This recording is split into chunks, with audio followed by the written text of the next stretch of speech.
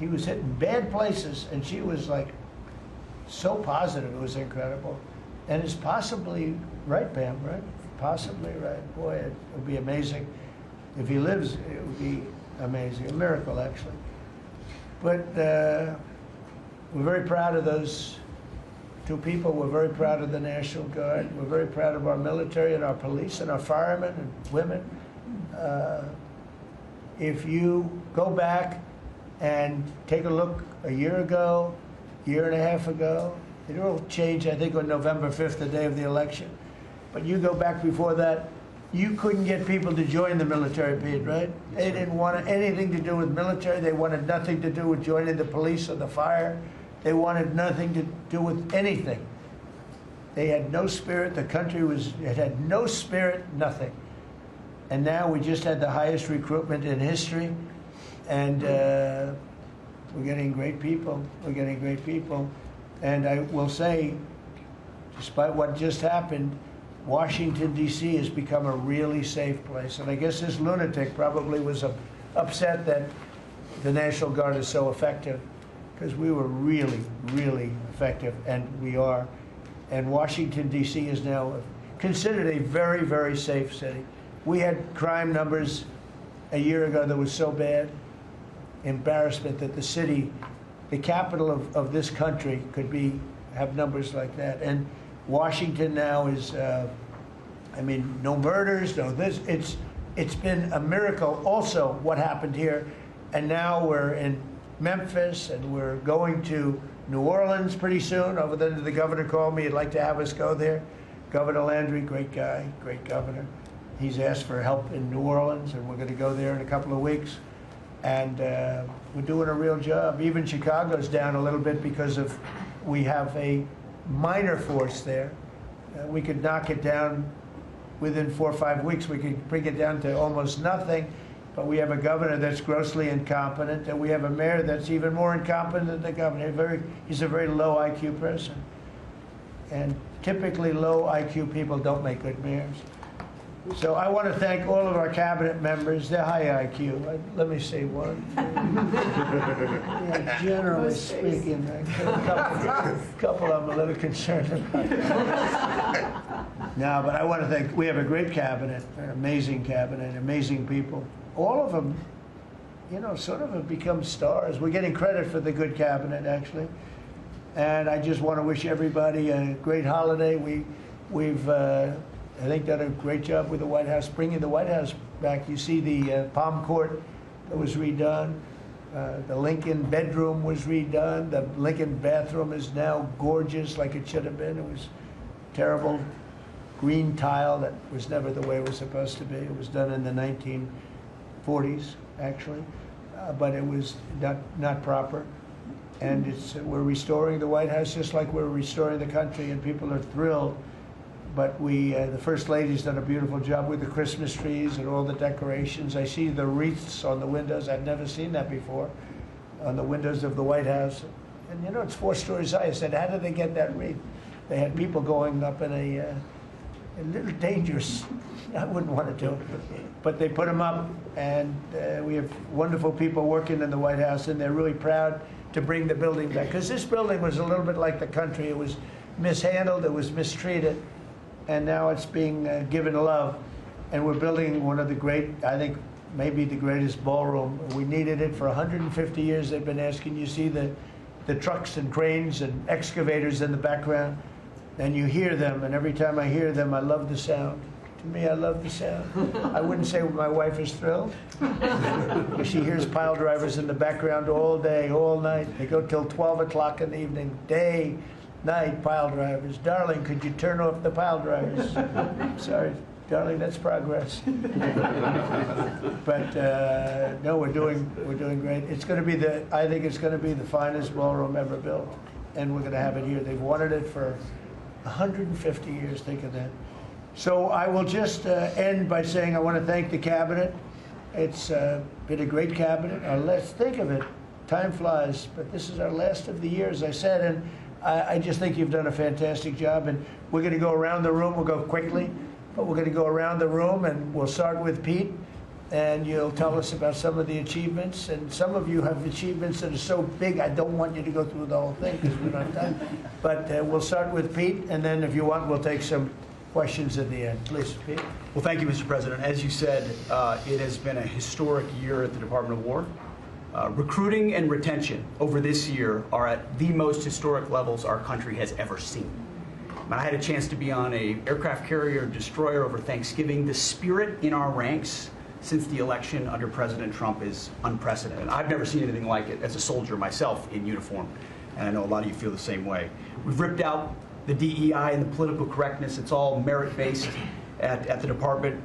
We're getting back to basics: accountability, training, readiness, lethality, and that's reviving that spirit. And Mr. President, we're rebuilding the military, historic investments. I just took briefings on the Golden Dome and F-47, next generation capabilities that are going to make sure that for generations to come, America has the most powerful, most capable, most lethal military in the world, which you have rebuilt once and we're rebuilding again. And then we're reestablishing deterrence and credibility.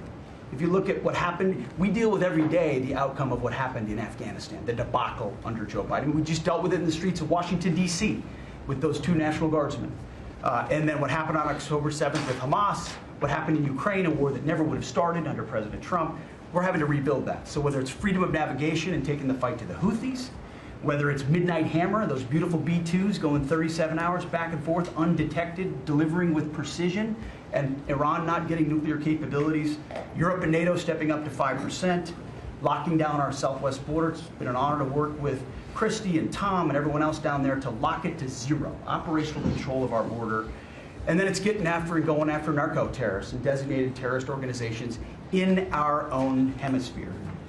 As I've said, and I'll say again, we've only just begun striking narco boats and putting narco-terrorists at the bottom of the ocean because they've been poisoning the American people. And Joe Biden tried to approach it with kid gloves and allowed them to come across the border. Cartels take over community, 20 million people, hundreds of thousands of Americans poisoned. And President Trump said, no, we're taking the gloves off. We're taking the fight to these designated terror organizations, and it's exactly what we're doing. So we're stopping the drugs, we're striking the boats, we're defeating narco-terrorists, and we're standing... And you may say one thing, that drugs coming in through the sea by sea are down 91%. And I don't know who the 9% is. I'm not sure either, sir. But down 91% by sea. We've had a bit of a pause because it's hard to find boats to strike right now, which is the entire point, right? Deterrence has to matter, not arrest and hand over and then do it again, the rinse and repeat approach of previous administrations.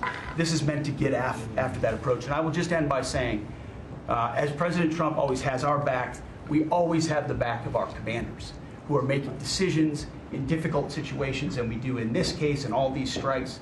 They're making judgment calls and ensuring that they defend the American people. They've done the right things. We'll keep doing that, and we have their backs, Mr. President. Good job. Thank you very much. Howard? So we set out to stop the ripoff of the United States of America. This is about global change of trade. We've been ripped off since 1945 when we set this policy. So we set out, and together with my partners, Jameson Greer and Scott Bessett, we set out to change that. So we started, the first one was the UK deal, right? We asymmetric. They pay us 10%, and we get charged nothing. That allows us to export, and that began the process. Then we did the biggest, the European Union, 450 million people, $20 trillion economy. They completely opened their borders to us, and we charge them 15%. That makes America $100 billion a year and turns it back to where our economy is the best. And so it proved that President Trump's trade agenda was the right trade agenda. Then we go to Japan and Korea. They offer us $750 billion in cash to build in America at the president's direction. And we're going to start, as an example, nuclear. Right? We need to have a nuclear arsenal in America of power, the generation of power. So we're going to build hundreds of billions of dollars, financed by the Japanese and the Koreans, meaning they give us the money, we build it here, and we split the cash flow 50-50. We're going to build ships, $150 billion worth of ships in America that changes the way things work. right? After those trade deals, then you go to how are we going to reshore, right? Let's start talking about the auto industry, right? We've been competed against by Koreans, the Japanese, the Europeans. We're kicking our tail. President Trump changed it. 25% tariffs, bring it all home. This year, General Motors stock up 40%, Ford up 34%, and on the same day that we announced we had set all the tariffs, Sean Fain, the head of the United Auto Workers, called and said, I can't believe I'm calling a Republican Secretary of Commerce to tell the president that this is the greatest administration for auto workers in America. Stocks up and auto workers up. That proves that President Trump understands how to take care of the whole ecosystem, both the companies and, more importantly, the people who work there. Semiconductors, right? We didn't build any. The Biden CHIPS Act was a $60 billion giveaway, right? We've now turned that. $300 billion is committed to America. That's going to go up to $750 billion in the next 60 days, right? And then you go to pharmaceuticals, right? $250 billion being invested in America, and then working together with Bobby Kennedy, right? Pounding away on that MFN, working together as a joint team. They're coming to over $250 billion and cutting prices in half. We did the golden share of U.S. Steel to make sure the Mon Valley is protected. Intel gave us 10% of the company, make tens of billions of dollars, right? And the last thing I will say is a year ago today, I was working on transition with President Trump, right? To build the greatest cabinet ever for the greatest president ever. And I, as I sit here today, I can't be more proud of how you did it, sir. You've created the greatest cabinet. It is a joy to be at this table. You know, one thing we will mention, so they came to see me from Intel, and they had a problem. I said, look, we'll fix your problem, but I think the United States is entitled to 10% of your company. And the chairman looked at me and he goes, you have a deal. Tell him, how much money have we made since I made that deal? It's only $40 billion. 40 billion. We made $40 billion. That was, what, 3 months ago. Does anybody write about it? Nobody writes about it. That's okay. Mr. Secretary, how we doing with transportation? Well, Mr. President, so just quickly on aviation, many of you have heard that we have an infrastructure made of copper. We have to transition to fiber. The last administration said it was going to take more than 10 years to complete the transition from copper to fiber. They had no plan to actually do it. We have already completed a third of this transition from copper to fiber. Now it's going to take longer for us to go from analog to digital. By the way, the rest of the world transitioned 20 years ago from analog to digital. We are just going to do that at the FAA right now, but we're buying new radios. We're going to buy new radar. By the way, those radar are going to be made in America, Mr. President. This phase of the operation will be completed by the time you leave office. It's 3 years. I do need another $20 billion, Congress, to start the second phase, which is really important, and we'll try to get that done also in that 3-year time period, but we need the money, critically important.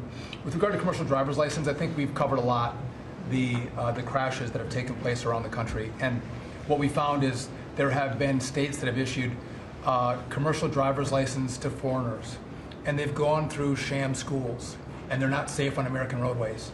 And so, in partnership with Secretary Noem, we have driven those numbers down. We got California, Gavin Newsom, to revoke 17,000 unlawfully issued licenses. We've closed down half of the fake schools that give out these fake licenses, all critically important.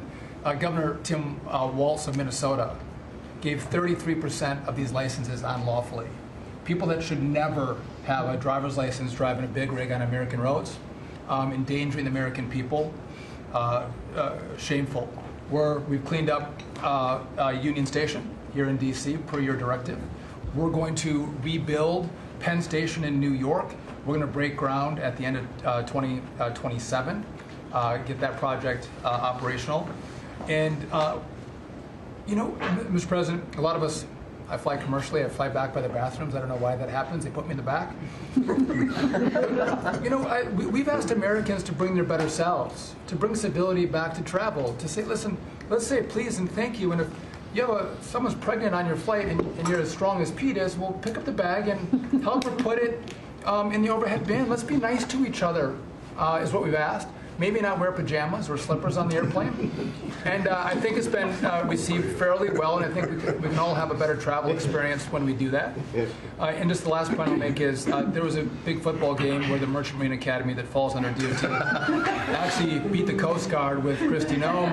We beat them by 1 point, and so we're very proud of that. And, so well done, Kings Pointers. So a little bit in a nutshell, we're rebuilding the air traffic control under boot edge. It's supposed to be boot edge. Who's another grossly incompetent person. He'd get in his bicycle right to work. And he was just terrible. What they do is they take the fiber optics and they take fiber trying to hook it into copper. And fiber and copper don't mix. You can't do it. But people knew that for the last 30 years since they started doing the fiber.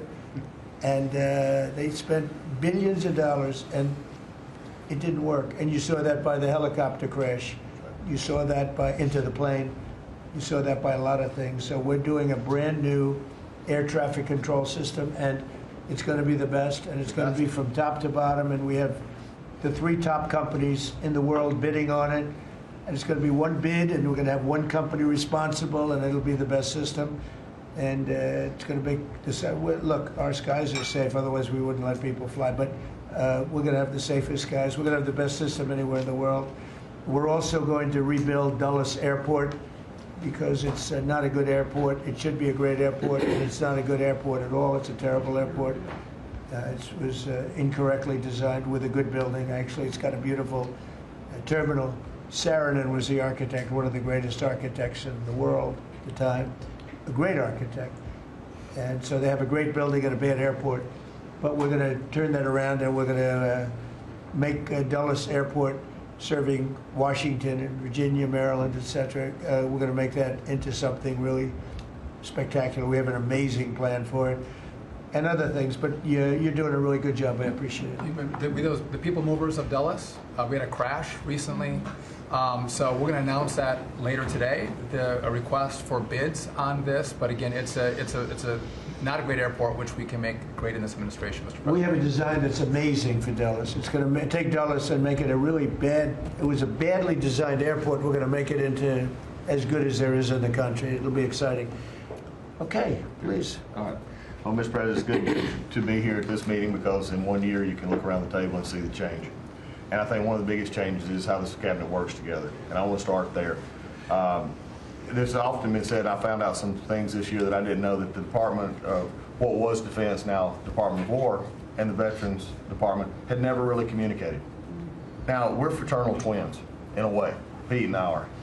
He lives better, I'm better looking. But in the looking at this, I mean, he brings them in. He keeps them for a number of years, up to 20 or longer. And then they come in to what the country is committed to our veterans. And if you don't have both ends working correctly, then recruitment lags, morale lags, and we've been able to work and fix a great deal of that. I didn't need to change our name, but I did do one thing. I put the veteran back first at the VA. And we did that in 1 year. How did we do that? We started taking things that have been neglected for a long time and put them back. We had a backlog in which we've dropped over 160,000. We're not talking year-to-year change at the VA. We're talking 5, 6 year. We have to go back 5 to 6 year prior COVID numbers to see the change of backlogs that are now reduced. We do it in 6 months instead of the long time it took. In fact, it grew under the Biden administration. It shrank over 160,000 under us. Champ VA, which is a program we have, has basically been back to day. It was at a terrible state, which delays and claims and everything's going on. We've got that back. We're doing things like taking a new look. I have one question that I ask when I go to my hospitals, which by the way, over 170 hospitals, 1,200 clinics, and I ask the people one thing, Mr. President. I said, what are you doing right now that if you were just honest and I wasn't standing here, you say, this is stupid? It's been amazing what we've gotten, and the feedback that we've had. We've been able to change how we do credentialing, how we do privileging, how we do hiring. We're all working through that, and it has all made a difference for our veterans as we go forward. CMP exams for veterans out there listening. If this is the one where disability claims, well, they say, well, let me send you to a doctor to make sure. Most of the time we have that already in the record, We're working now to where those could actually be changed, where we just look at the record and not have to send them to the doctor. That's almost a $3 billion savings that we could let, and also not taking what the veterans get. We're also getting ready to announce here pretty soon a reorganization that's going to bring our hospital system organizationally in line with the 21st century. We are the largest healthcare organization. It's about time we acted like it, Mr. President. You gave that leadership, and we're going to do it. And also one thing, community care contracts getting ready to go out. It's one of the largest contracts in the federal government, but it does exactly what you and I have talked about before, making sure that our veterans can get care in the system or in the community, wherever they want it. We're getting ready for that. Now I have one thing for all the press who really enjoyed the first of the year, saying, oh, you know, they're going to cut all these jobs, 80,000 this, 80,000 at the VA. Mr. President, every success that I just gave you came after the fact, or pretty much after the fact, that we had 30,000 take early retirement. Early retirement, no risk, although you reported it as loss and risk, you can't help yourself. 30,000 took the retirement. Every bit of the success that I just told you about came with a reduced workforce. There was a motivated workforce that said, how can we take care of veterans? That's what this cabinet does. That's what we're doing for you, Mr. President. And you've got the highest approval rating we've ever had at the VA, so that tells you something. You're doing a great job. Thank you very much. Jameson, please. Well, there's been some activity on trade this year. You know, for about 75 years, we had a system, global trading system, that was premised on the United States having totally open borders, right? Not just on immigration, but on goods and services, and everyone else generally kept higher tariffs, higher non-tariff barriers, et cetera. Obviously, the outcome was we had a huge trade deficit. You took it head on. You gave all of us who work on the file a lot of leverage. So we spent the past 10 months or whatever we've been doing now, just going around the world and flipping the script. So now we're in a situation where we've protected our industries, we have the tariffs, and the other countries have decided to take their tariffs down and non-tariff barriers. And we've done it in a very constructive way. We've achieved agreements on reciprocal trade, which are a new kind of trade agreement that's really focused on making sure we have balanced trade, we have reciprocal trade, that we're treating each other fairly. And it's been embraced by the international community. And it's going to be exciting to see what it's like 5 years, 10 years from now, because you've changed it. And that's how it's going to be now. And I think you should be commended for it, and we look forward to seeing what comes in the next few years. Thank you very much. You're doing great. He's doing a great job. Thank you very much. Please.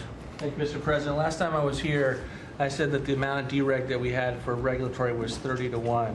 Since then, it's up to 48-1. Your goal had been 10-1, which was in excess of 6-1 in the first term. It's actually much higher than that, but I made my team redo the threshold a little bit because it sounded so unbelievable.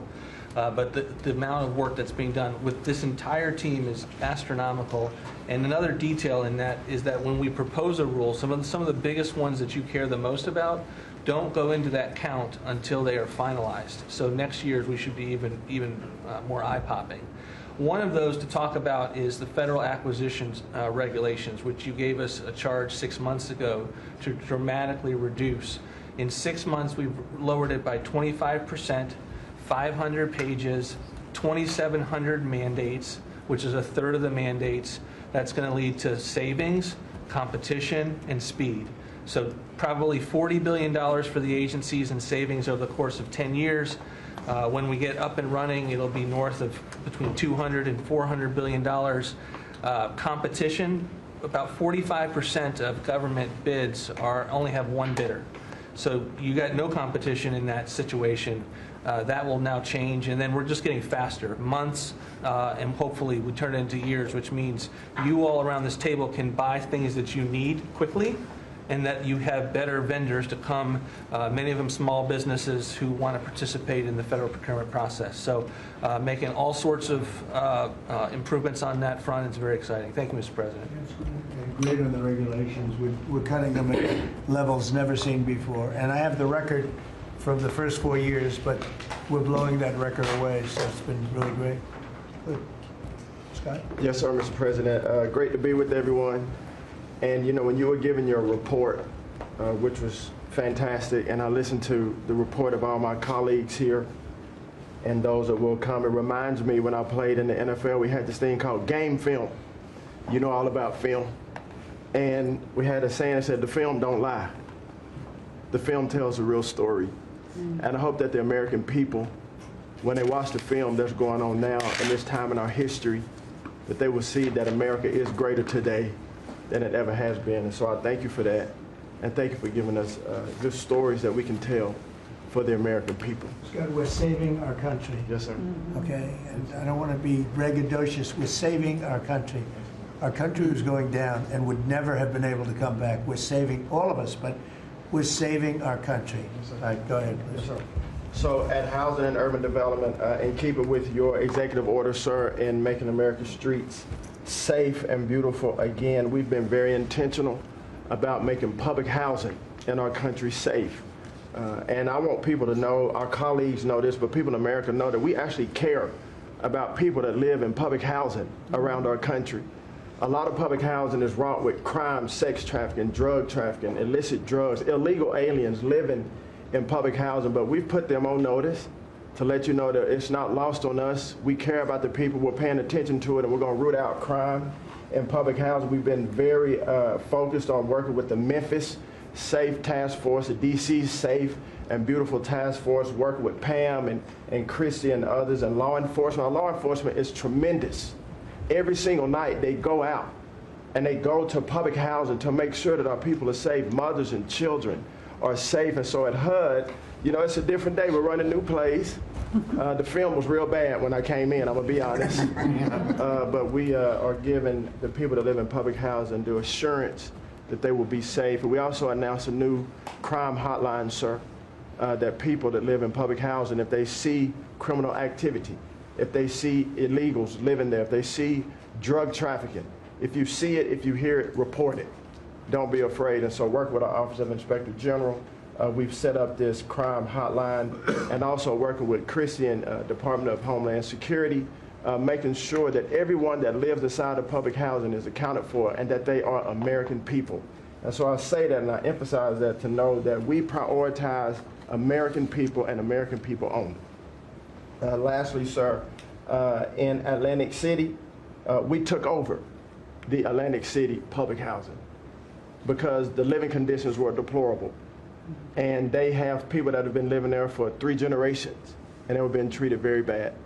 And so I took it so that we can now give people a safe place to stay. And working with the First Lady in the Foster Youth Initiative has been a great joy for me and our team. So thank you for doing that executive order to make sure that our foster youth have a safe landing pad and have financial literacy as they age out of the foster youth system. And sir, you talked about affordability. HUD has supported over 1 million Americans in home ownership and affordability, and over 560,000 are first-time home buyers. So I hope that the press will write about that good news, that 1 million people are able to own a home and to refinance their homes. And sir, we are moving our building from D.C. to Alexandria, Virginia. So thank you for your support. We're going to save the American people by $500 million. So that's my report. Thank you, sir. Thank you, Scott. Well, coming off of Thanksgiving, moving towards Christmas, I think it's the season of Thanksgiving, and 2 words for me are gratitude and joy. Gratitude to you for, as Howard said, bringing this team together. I say it a lot, but I'll say it again, that this is like family at this point, and I don't know that there's ever been an organization like this, at least a government like this in the history of our country. These jobs are hard, but the joy every day in getting to fight for America and save the country is the privilege of all of our lifetimes, I believe. So thank you for that. At U.S. Department of Agriculture, the People's Department, Abraham Lincoln launched this department in 1862. But under your leadership, we have finally, again, put farmers and ranchers and rural America first. In the last year, it's no longer DEI, climate change, sending out money based on the color of a farmer's skin. It's now about literally putting farmers back at the center of it. And under the last administration, we talked a lot about affordability. We'll continue to talk about that. But under the Biden administration and the destruction of our economy and the cost of inflation, interest rates for farmers and ranchers went up 73%. Labor went up 47%. Fertilizer went up 36%. Fuel went up 28%. So when you think about the extreme economic strain that a lot of our farmers are under in our farm economy, these are massive, massive numbers that will take some time to get out from under. But we've already seen the beginnings of the movement toward more affordable food, housing, fuel, et cetera, and that will only continue to trend as we work to solve those issues. My partners in trade, of course, they do the work, but I'm constantly talking to them about selling more soybeans, selling more corn, getting more of our products out. But when we really think about how to solve for this idea that for so long our farmers, many of them have been farming for government checks instead of moving their product around the world, these trade deals change that forever. And it isn't one trade deal or two trade deals, it's dozens of trade deals. And so talking about rural prosperity and bringing the golden age back to rural America, which has been lost for too long. And we're going to focus on that next year, hopefully with our vice president, many of our cabinet members. But the opportunity to do that under these new trade deals is unprecedented. And so just putting farmers first, our ranchers first, Mr. President, is such a huge priority and an accomplishment of the last year. The second quick thing is lawfare, and I know you know this better than anyone in the country. When a government politicizes and weaponizes their power to go after average, everyday Americans, well, from you, the top of the heap as president, but all the way down to the ranchers in South Dakota, the Maud family, who were facing jail time over a fence line dispute that had been in their family for 130 years. We fixed that. The Henry family in New Jersey, who were facing their farm being taken away for eminent domain to give to affordable housing, we fixed that. So being able to completely change the trajectory of private property rights, but especially as it has to do with our farmers and ranchers in our rural communities, changes everything for our country. And then the third thing, we have so much great things to talk about at USDA, but the third thing, which became very much a part of the national conversation during the Democrat shutdown, was SNAP reform, food stamp reform. When all of America saw what so many of us know and have been working on, but when you have so much rampant fraud in a program that 42 million Americans participate in, now big good piece of news that I hope is written about, since you became president, about 800,000 of those 42 million have moved off of food stamps, which is hopefully the plan with better jobs, higher wages, et cetera. But still, when we found 186,000 dead people Social Security numbers being used, 500,000 people receiving benefits more than twice. We had a couple of people receiving benefits in 6 states. In February of this year, we asked for all the states for the first time to turn over their data to the federal government, to let the USDA partner with them to root out this fraud, to make sure that those who really need food stamps are getting them, but also to ensure that the American taxpayer is protected. 21 states said yes, not surprised. 29 states said yes, not surprisingly, the red states, and that's where all of that data, that fraud comes from. But 21 states, including California, New York, and Minnesota, the blue states, continue to say no. So as of next week, we have begun and will begin to stop moving federal funds into those states until they comply and they tell us and allow us to partner with them to root out this fraud and to protect the American taxpayer. As Joe Biden was working to buy an election a year ago, he increased food stamp program funding by 40%. So now as we continue to roll that back. So the partnership in Making America Healthy Again is also in food stamps, but a lot of what Bobby and I are doing together is really remarkable. But again, just gratitude and joy for this work, and so grateful to you. The final thing I'll say, a lot of gratitude to Secretary Marco Rubio for wearing his Aggie maroon tie as a reflection of Texas A&M beating Florida handily about a month ago. So Marco, I want to thank you, and much gratitude and joy in my heart as well. Yes. But thank you, sir. We also have to say something about China with one of the largest purchases ever in our country, the soybeans. Yes, sir. And so I want to thank President Xi. We had a great meeting. We were in South Korea, and I went to a lot of other places too, but we met in South Korea, and President Xi was great. And China gave us among the largest orders in the history of your world, agriculture. That's right. So, And sir, may I say, this is the This is the remarkable result of real leadership and your real leadership. Just a couple of days ago, China announced that they were going to halt all purchases from Brazil because they had found some irregularities in some of the soybeans they're buying from Brazil. And what that means is a continued signal that this country and our farmers produce the best, highest quality soybeans, sorghum, et cetera, in the world. And what you've been able to do is open those markets up and, again, move toward an era where our farmers are not so reliant on government checks, but they have the markets to sell their product. Having said that, we do have a bridge payment we'll be announcing with you next week, as we're still trying to recover from the Biden To help years. that's right. right. To help the farmers. We're That's going to help right. the farmers. They did not help the farmers. That's right. Thank you very much. Thank you, sir. Scott? Mr. President, it's been a great year on the economy, but the best is yet to come. The tens of trillions of dollars that have come in investment, both the portfolio investment by companies, investment by countries, that is turning into a CapEx boom for the U.S. Capital expenditures up 15% in history. When CapEx is up, jobs will follow. The One Big Beautiful Bill is an incredible, as you said, thanks to your leadership, along with Speaker Johnson, Senator Leader Thune, we had that done on July 4th, which everyone said was impossible. And the great thing about that bill, sir, for the American people, it's for industry, 100% expensing, build your factory here, you can write it off immediately, but you also insisted on the 4 benefits for working people: no tax on tips, no tax on overtime, no tax on Social Security, auto deductibility for American cars, and that is retroactive.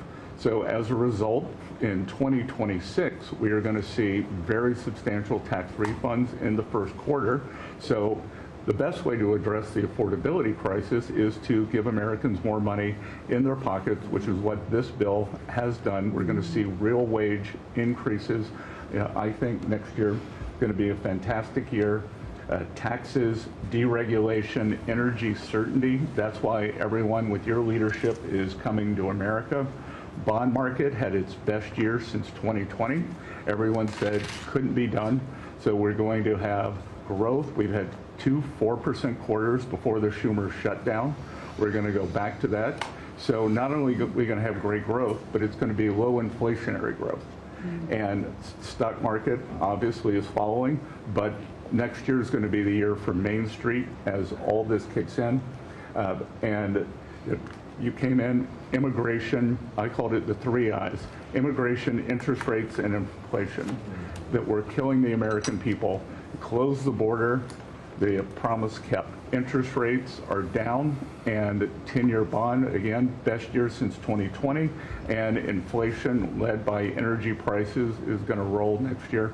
I think it's going to be a fantastic year. That we can look back, be very proud of this year, but I think 2026 is going to be great for the American people, thanks to you. It's going to be great. Thank you very much.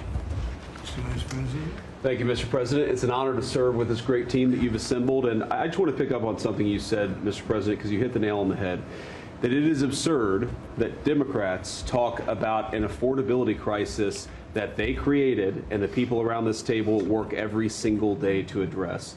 You'll hear a lot of statistics today. You hear a lot of statistics in our political conversation. I think the most important statistic for the American people is that under the Biden administration, the average American family lost over $3,000 of household income. And under the first 10 months of this Trump administration, they have gained over $1,000 of household income. What that says very clearly is that we are fixing the problem that Joe Biden and the Democrats created in the last administration. If you look at every affordability crisis that's confronting the American people today, it is traceable directly to a problem caused by Joe Biden and congressional Democrats. Why did homes get so unaffordable? Because we had 20 million illegal aliens in this country taking homes that ought by right to go to American citizens.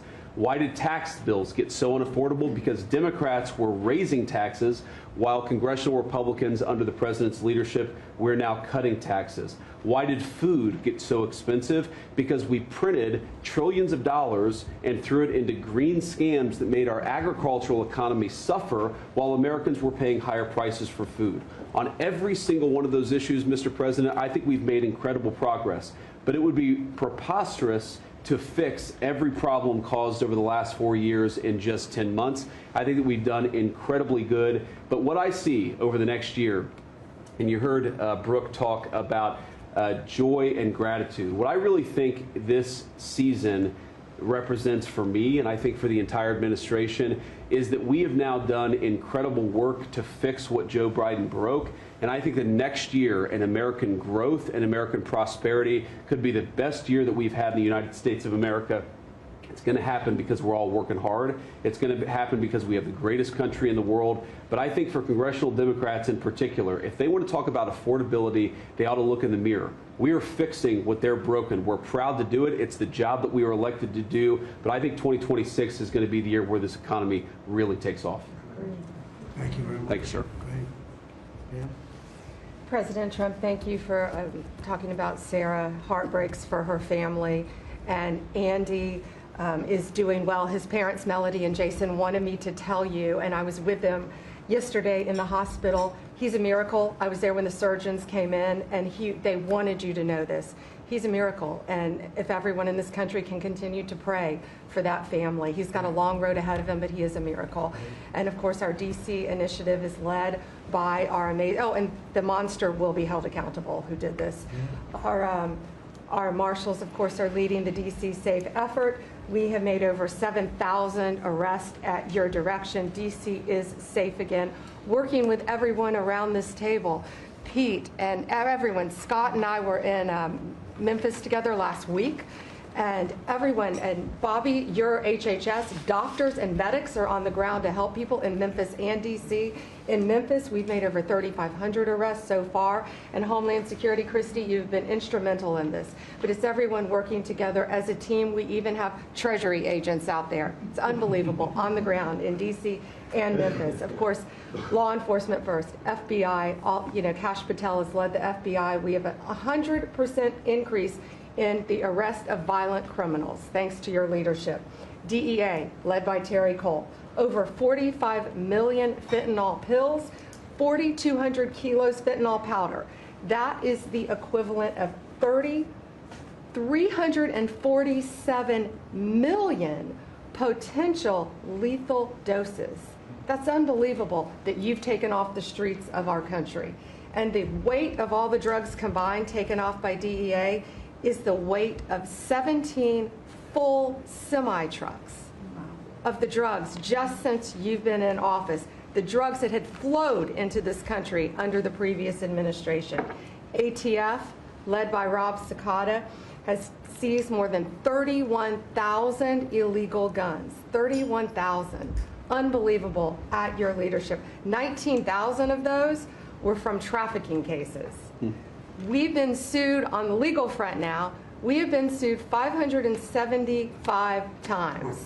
575 times. More than every administration going back to Reagan combined. Most recently, yesterday, I was sued by an immigration judge who we fired. One of the reasons, she said she was a woman. Last I checked, I was a woman as well. But 24 Supreme Court wins, President Trump, 92% success rate. We told you it would take a while to get to the Supreme Court. We're doing it at record speed, led by John Sauer, of course, Sarah and Hosh, all working together. Immigration, we're winning. Nationwide injunctions, ending DEI funding, working to secure that our federal workforce is aligned with your America First agenda. Representing pretty much everyone in this room. We met with your general counsel yesterday, Doug, working with everyone. It's nonstop. ICE, of course, we're winning there with Christy. We're Brooke, SNAP benefits, won there. Marco, USAID. Pete, National Guard, of course, going nonstop. Our U.S. attorneys are fighting violent crime, working around the clock to make America safe again, which was your directive. Our Civil Rights Division, suing Gavin Newsom 3 times now, Prop 50, keeping boys out of girls' sports, and in-state tuition for illegal aliens. We've sued over election integrity. We are litigating major universities with Linda. Thank you, our Civil Rights Division, for everything that you've done to end DEI in our schools. our civil division fighting sanctuary cities every single day, and of course our antitrust division with Google, major settlement. Our attorneys are working on terrorism, TDA, MS-13, Antifa, President Trump. We've charged more than 500 defendants with assault on federal officers thanks to your directive. And also, we have dropped countless cases against Americans that were prosecuted under the Biden administration, including J6, COVID, FACE Act, and more. And as everyone knows, we cannot talk about pending grand jury investigations, but no one is above the law, and that includes what happened in Arctic frost. I hope everyone has a very Merry Christmas, Happy Hanukkah, and Happy Holidays. Thank you for fighting for our country. Thank you. Thank you very much. Please. Great. Well, thank you, Mr. President. Thank you for allowing me to be at this table. When I came on board, I knew really none of you in this last year, and it's been a year, Mr. President, since I've had the pleasure to serve this country on the workforce. Everybody said the Department of Labor would be quiet, fly under the radar, you won't have to do too much. Absolutely not, because you made the American people realize the American dream is real for the American workforce. And it's been under your leadership, Mr. President, that over 2 million jobs that has been created since you started have been native-born workers. And that is the difference between this presidency, this administration, as opposed to the Biden administration, where mostly foreign-born or federal government jobs. And I think through the private sector, over 2 million jobs of native-born. And so the Labor Department has wasted no time in putting that into action with our Make America Skilled Again, either grant dollars, but the intentionality of the apprenticeship program, 1 million active apprentices across this country. We have done over 250,000 new apprentices so far in the first year and registered over 2,000 new apprenticeship programs. Why do we need the apprenticeship programs with the men and women in the trades? Because of the leadership of onshoring and reshoring, and have a lot of these companies reinvest in America. We have to build this country. We cannot do that without the tradesmen and women and the craftsmen of this country. And I think that, you know, Howard and I, we talked about that from the beginning, and we're going to have to lean in on that because we need the labor force, 700,000 new skilled jobs with electricians, construction workers, machinists, and so forth. And as I traveled with the Vice President as well, we see that on the manufacturing floors of this country, they're in desperate need. The Department of Labor are going to get the workforce skilled again. Working with Secretary McMahon as we move a lot of the education out to our respective states, we are now working together, and we have deployed $86 million in investments, and a lot of that is in AI infrastructure jobs to have our new workforce proficient and literate in AI if we're going to continue to lead the AI race, and we're working on that. And the Department of Labor is now creating and will soon launch the AI infrastructure and workforce hub, which we will be able to track that metrics to see exactly if these dollars are going correctly.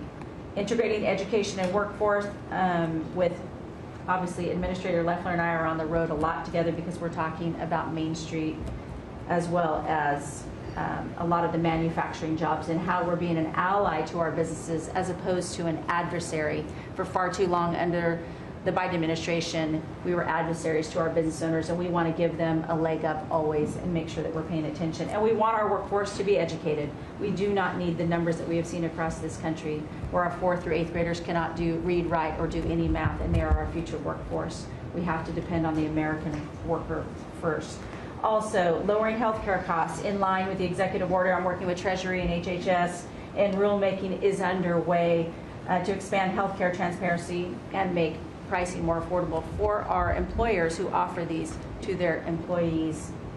Promoting retirement security. The department rescinded the Biden administration's guidance that restricted the use of crypto in the retirement investments, and we're seeing more and more of that, where we also rescinded the supplemental statement that discouraged the fiduciaries from considering the alternative assets for 401ks, and that will also come through the Department of Labor, that rulemaking. Ending abuse of cheap foreign labor at the expense of the American worker. We launched over 200 investigations into companies who will have abused and or fraudulently against the American worker. So Project Firewall was released. Thank you, Mr. President. We want the trained workforce, but we will root out the fraud and abuse, and we'll protect the American worker first. And slashing the job-killing regulations. The department has rescinded discriminatory DEI practices, and I will tell you, reducing compliance costs for businesses as it was for DEI has saved American businesses nearly $1 billion this year by just getting rid of DEI for that compliance cost that they've had to do. So, Mr. President, continuing to skill the American worker, the American workforce is going to be my mission. We have to do it faster. We have to do it quicker. We have to build so that the American people can realize that American dream that you have laid out so eloquently. And it's an honor to serve under this administration and to talk to the American workers who believe in the American dream again, the pride on their face, the pride of the American worker, the skilled men and women who build with their hands. It's an honor. So thank you, and Merry Christmas. Very good job. Thank you very much. Chris? Mr. President, I am honored and frankly inspired to sit at this table with this incredible team of leaders that work every day for one and only one constituency, the American people. Not this group or that group, the American people.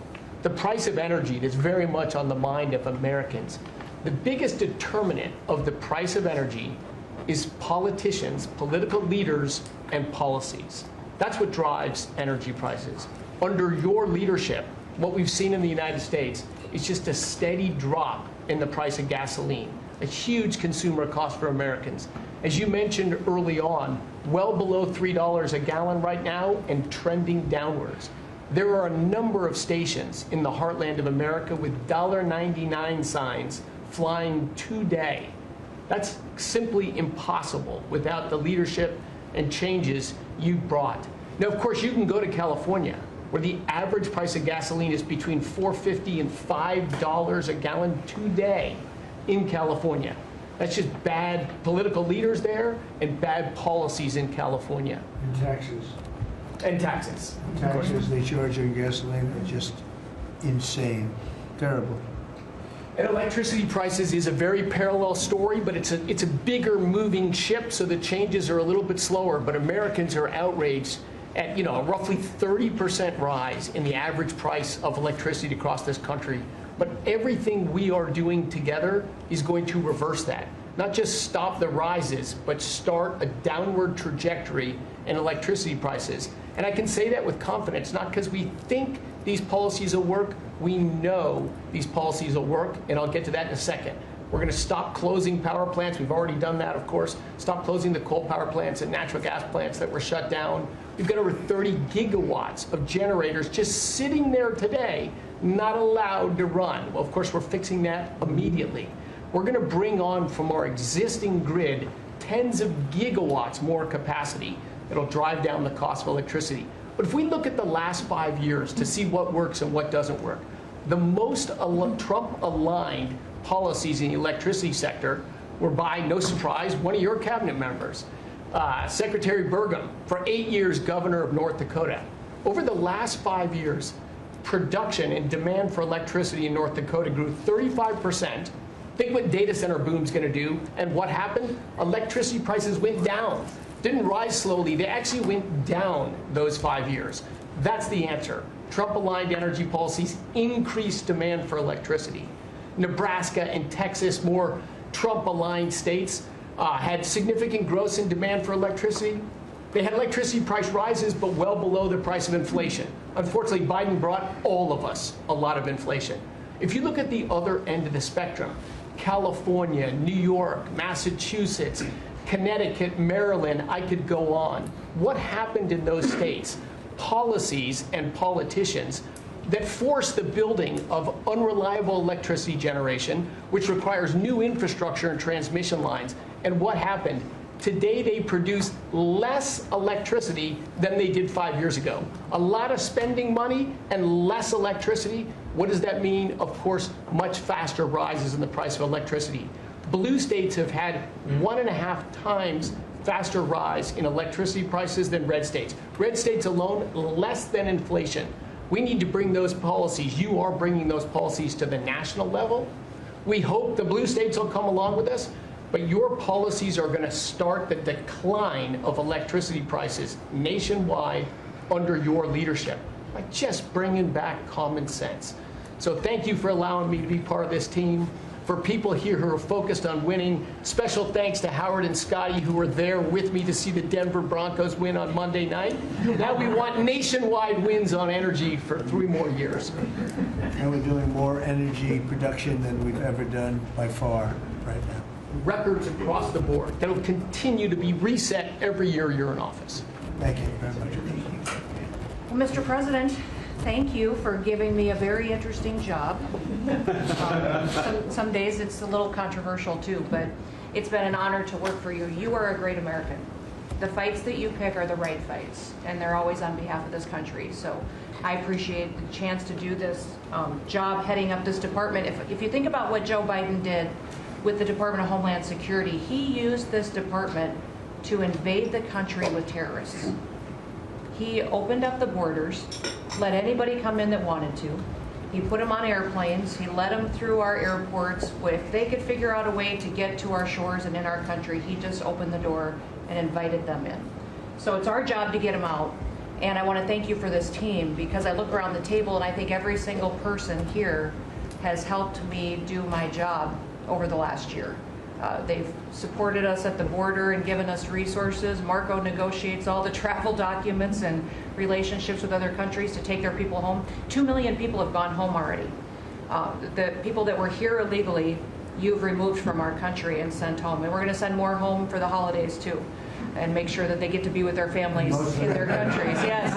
Mostly the bad ones. That's right. Focus is the bad ones. That's right. And there are a lot of them. Terrible, horrible people. And Pam makes sure she's fighting for us in court so that we can get up every day and be bold. We're going to hire our 10,000th ICE officer. Will be on the job within 10 days. So we have hired 10,000. We've had hundreds of thousands of applications. We've got within the department, TSA went through this government shutdown without any delays. They all showed up for their shifts and worked hard doing security. And they have been absolutely fantastic. Sir, you made it through hurricane season without a hurricane. Yeah. And so FEMA, you kept the hurricanes away. So we appreciate that. And FEMA is deploying resources and dollars 150% faster than ever before. So somebody does have something bad that happens to them, you are immediately there helping them and telling them they have the resources to get back up on their feet. So we have built and deployed hundreds of miles of border already. You have cut the fentanyl flow over the southern border by over 56%. You've saved hundreds of millions of lives with the cocaine you've blown up in the Caribbean. And you told me to look into Minnesota and their fraud on visas and their programs. 50% of them are fraudulent, which means that wacko Governor Walz either is an idiot or he did it on purpose. And I think he's both, sir. He brought people in there illegally that never should have been in this country, said they were somebody that they're not. They said they were married to somebody who was their brother or somebody else. Fraudulent visa applications, signed up for government programs, took hundreds of billions of dollars from the taxpayers, and we're going to remove them and we're going to get our money back. And we're going to, this next year, make sure that we only put people in leadership positions in this country that love this country and have its back. So thank you for letting us get up every day and have a purpose. We appreciate Thank you very it. much. Thanks, Chrissy. Appreciate it. Mr. President, you're exactly right. We are saving this country. We're doing it one Main Street at a time, and we're doing it at record speed and at record levels. Under your leadership, small business optimism, according to the U.S. Chamber Index for small businesses, has reached an all-time high in the history of that index. So on Main Street, the economy is coming back thanks to your leadership, thanks to getting Biden inflation under control. Small businesses' number one concern right now is finding skilled labor, and that's why Secretary Chavez DeRemer and I have entered into an MOU to speed that workforce to small businesses that under this administration are now at record levels. 36 million small businesses have now taken on board, for the first time in the SBA's history, $100 billion. That's $45 billion in small business lending at 85,000 small businesses. most of that under your term, and $52 billion out to small business investment companies. So we are running this agency like the best run bank in the country. We are growing small businesses across Main Street, and we're deregulating to the tune of $100 billion, working with all my fellow cabinet members. And thank you for putting together the best cabinet in history. Iron sharpens iron, and thank you for bringing such a strong leadership group together. And then finally, I've walked factory floors from Alaska to Maine, and the workers, the small businesses, most manufacturers in this country are small businesses, 600,000 of them. They are so grateful to your fair trade, low inflation, deregulation agenda that is creating national security and economic security in this country like never before.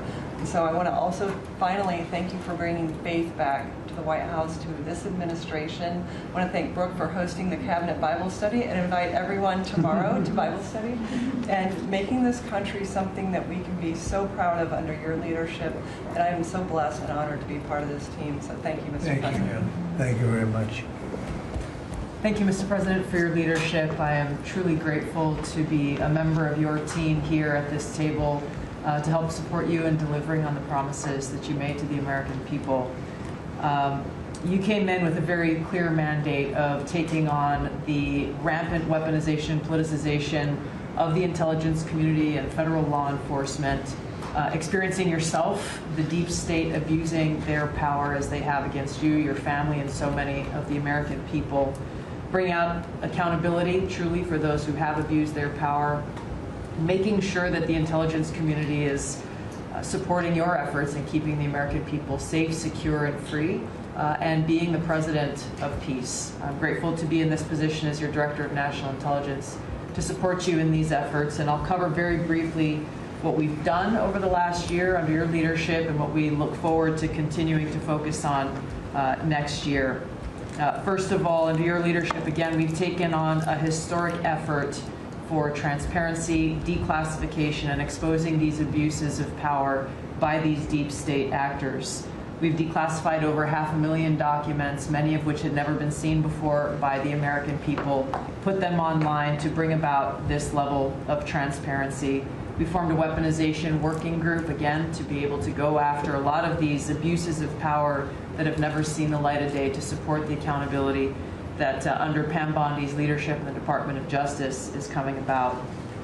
Secondly, bring about reform to the intelligence community to make sure that we have the most effective and efficient and focused workforce that's really working on bringing about the priorities you have laid out in ensuring our country's security.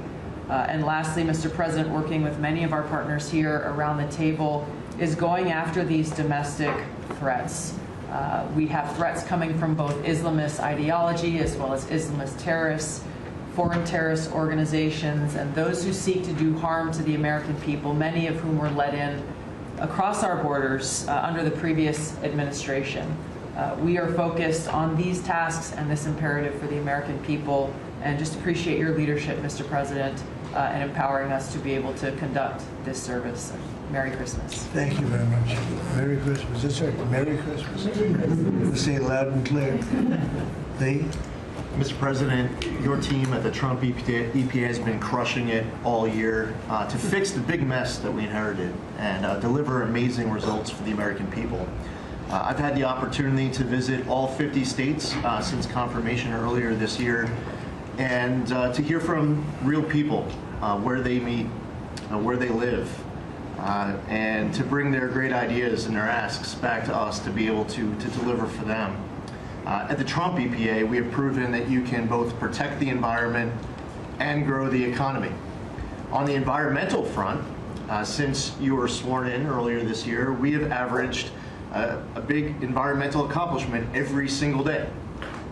On the 100th day, the 200th day, the 300th day of your presidency, each time we released a list of our top 100 environmental accomplishments. That has included a historic LA wildfire cleanup that you ordered us to complete in record time, which we did, and the Army Corps, under the leadership of our great Secretary of War, did their part as well. The federal government completely did all of the work needed to allow these residents and businesses to be able to rebuild, but poor leadership at the local and state level, unfortunately, is still resulting in these property owners unable to rebuild, and it's wrong.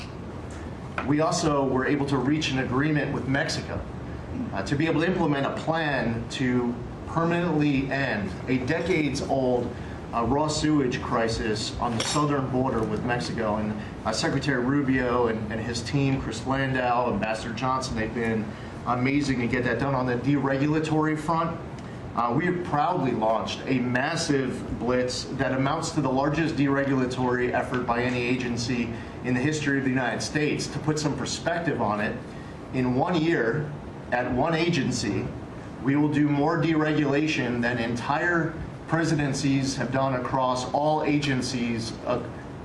It's incredible. You could go back across 4-year terms, 8-year terms, you've never seen this much deregulation. One agency, 1 year.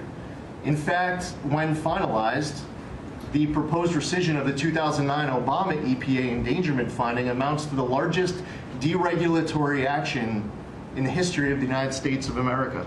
From fixing the agency's definition of waters of the United States, which is important for our farmers, our ranchers, and other landowners, to the effort to end electric vehicle mandates and promote consumer choice, eliminating regulations designed to eliminate entire sectors of our energy economy. We're thinking big and we're delivering big. We have reduced terrible derailments on diesel exhaust fluid systems. We're getting water moving faster, new pipelines and power plants built, and we're helping to unleash energy dominance. Mr. President, on the operational front, we have significantly reduced the size of the agency workforce, and we are accomplishing more with less. It's all about priorities, and our focus is on fulfilling our statutory obligations, helping to fast-track project approvals that were taking way too long, and closely following the law, as well as key Supreme Court decisions like Loper-Bright to overturn the Chevron doctrine. We inherited massive backlogs that we have been eliminating all year long. We've been implementing your executive order to end COVID-era remote work. We consolidated real estate, canceled expensive media subscriptions, and closed a Biden EPA museum that none of you knew even existed. I'm sure none of you actually visited.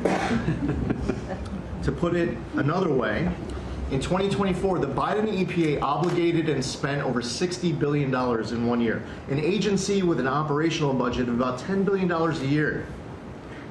In their own words, caught on camera, they were tossing gold bars off the Titanic, wasting precious tax dollars to pay off well-connected Obama and Biden officials. And they were doing it without any apology or regret.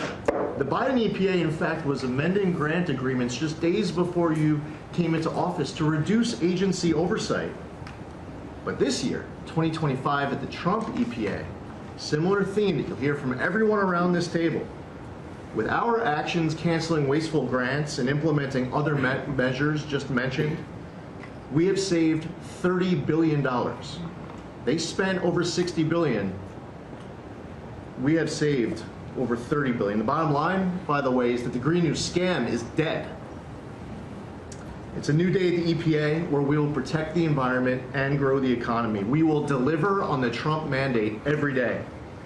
And we will fight with just one constituency front of mind, and that is the American people. Thank you, Mr. President, for being willing to take a bullet for this country.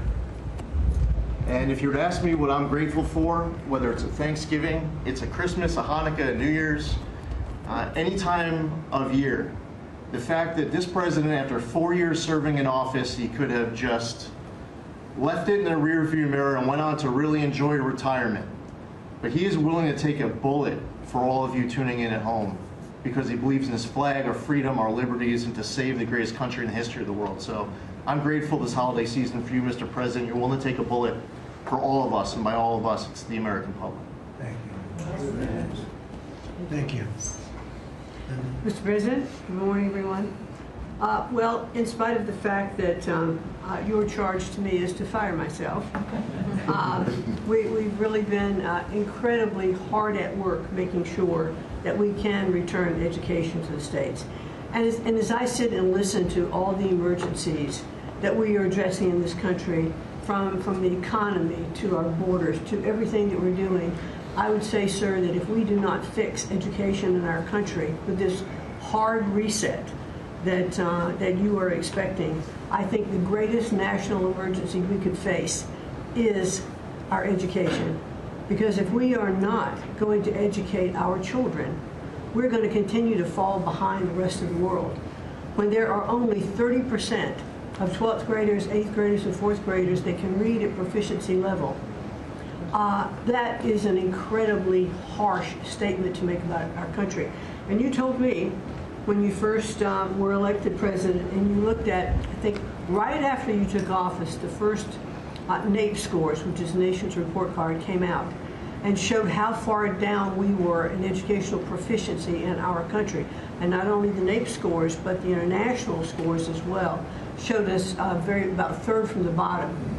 You told me you were not only embarrassed, but you were angry about this, and that we had to do something to change this in our country. And we took a hard look at it, and you absolutely said the bureaucracy of education in Washington is keeping its thumb on preventing growth where we should have, because it's best handled at the state level. Letting states put their programs in place, and some states are going to do it a lot better than others. But it's not going to happen from Washington, D.C. And when I hear things like, well, with no disrespect to any other country in the world that have really great programs, Germany, Sweden, Norway, we hear about this all the time. Point of fact is, they're this big. The United States is this big. We can't do it from Washington, D.C. It has to be done at the state level. So what we've been doing, as Lori brought up, Secretary of Labor brought up, we have a great working relationship. We have already signed and implemented one MOU or interagency agreement to handle the WIOA program and the Perkins grants to make sure it works. I call these, these are programs, pilot programs that we're putting out there. And if these are going to work, we will be able to permanently transfer these programs to other agencies. They're working like a charm. We've taken some of our best people in education. It still operates under the budget of the Department of Education and under the management of the Department of Education, but working with Lori's personnel. And when I hear pushback on that to say, well, how can this possibly work to take education and put it in labor? Let's be efficient. One example, in order to draw down on a lot of the grants that they are helping us with, we're using their grant system. The grant system at the Department of Education is like held together with bubble gum and rubber bands. And it did not interact with any other agency. Now, we have this really smooth operation already in labor. So that has prompted us to sign also other interagency agreements, 2 more with labor, 1 with HHS, 1 with the Department of State, and we'll be moving other programs, but these are proof of concept. Let's make sure they're working and working smoothly before we ask Congress to codify these permanent moves. So that's kind of in the world of K through 12, what we're looking at right now, but in the world of higher education, as Attorney General Bondi mentioned, we've been working really very hard to make sure that we've got anti-Semitism and DEI out of our universities, and put some pretty stiff fines on, worked some good deals. I've enjoyed working with Harmeet, who is just an incredible negotiator. So we're bringing all of that to bear as well. So I can say, sir, that we are moving to return education to the states and to bring the level of education back up, making sure our students can read, are reintroducing the science of reading in schools. And going into next year, I can honestly say we've got a lean, mean machine operating at the Department of Education. There's only half the workforce when we started, and we're more efficient, and I think we're going to see better results as we move into next year. So thank you for this incredible opportunity. Thank you very much. Thank you, Mr. President, during this holiday season for empowering us at HHS, me, Dr. McCary, Jay Bhattacharya, and Dr. Oz, to change the trajectory of this agency towards public health in a way the tradition of serving the mercantile interests of the medical industrial complex and the big pharmaceutical companies. 2 weeks ago, we ended, under your leadership, a 20-year war on women by removing the black box warnings from hormone replacement therapy. The medical cartel was telling women that hormone replacement therapy during menopause was dangerous for them. In fact, here's what the science said. It diminishes the risk of fatal heart attacks by 25%, cardiac disease by 50%, Alzheimer's by 35%, bone fractures by 50 to 60%. It improves appetite, it improves sleep, it improves energy, it improves happiness. We are now, there are tens of millions of women in this country have been deprived of that therapy because of just scientific malpractice by the medical cartel. We are now remedying that, and this remedy will now be available to all women who want it during one of the most difficult transitions of their lives. MFN is one of our greatest accomplishments. It would not have happened without you. You were the only person who believed in it. You drove us to get it done. We've now made agreements with the 5 biggest pharmaceutical companies. We have 12 more in the lineup to make agreements. By the time this administration leaves office, 95% of the drugs in this country we will have the lowest prices of any nation in the developed world. Americans are already getting the benefits from these. These companies are already lowering these prices dramatically, as you've noticed. And then this week, Howard at Department of Commerce and Jameson at the U.S. Trade Representative made a bargain with Great Britain to raise their drug prices in conformance with your promise that the Europeans would raise theirs to counterbalance us lowering ours, and therefore we would keep intact the ecosystem of innovation and protect innovation. So congratulations on that, Mr. President. When you first asked me to take this job, one of the first contacts we made was with the leading health economics professor at Harvard. And we asked him what's the one innovation that we could do that would most dramatically improve the health care experience for the average American. And he said there's no contest, it's to get rid of prior authorization. Thanks to your leadership, we were able to convene the largest insurance companies in this country and do something that every administration, every Congress has promised for the past 30 years. We actually got it done. We convened the insurance companies representing 280 million Americans and got them to agree, most of them by January of 2026, for 2 months from now, to remove prior authorization for most of their procedures, for all the procedures we want them removed from. And that means that American patients at the point of care will be able to get an answer immediately. If your doctor says you need knee surgery, you will know before you leave that doctor's office whether your insurance company will pay for it or not. Similarly, healthcare records, the tech industry has refused to share healthcare records. You asked us to change that. We convened the 60 biggest tech companies at a conference that you presided over about 2 months ago. We now did a secondary conference which 400 leading companies all come in and agreed to remove any kind of blockages where individual Americans could get their own health care. Americans own their health care records, yet they were not able to access them. And if you lived in New Jersey and you moved to Oregon and you got injured, you went to a hospital, you would have to spend maybe 45 minutes filling out forms on a clipboard because your doctors there could not get your health care records. They couldn't get your blood type, your allergies, all the things that they ought to know immediately so they can save your life. Now that has all changed, and all these companies now have agreed to remove all the blocks on sharing healthcare records. Every American will have their healthcare records available on their cell phones.